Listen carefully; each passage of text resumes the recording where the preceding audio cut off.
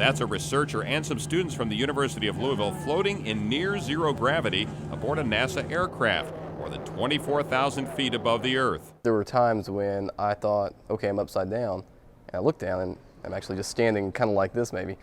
So your orientation, your perspective is completely thrown off, and it does make working very difficult. What are they doing?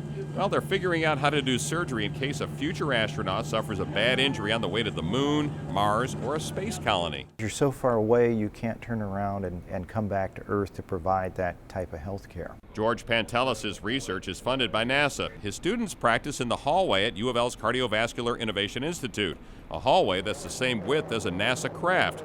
They're working with the same scalpels and instruments a doctor might use to stitch up an astronaut inside a specially designed surgery bubble. One of the things that we're looking at is coming up with a chamber to control an operative site or a site of trauma so that it doesn't become contaminated by objects floating around the spacecraft. The U of L research team has flown 14 research missions out of Houston on the Zero-G aircraft.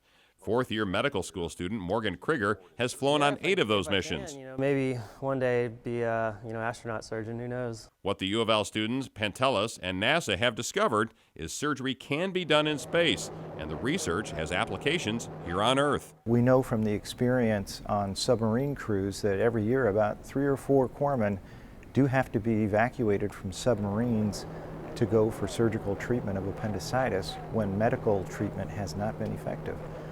And there's every reason to believe that something like that could happen on the way to Mars. So we want to be ready.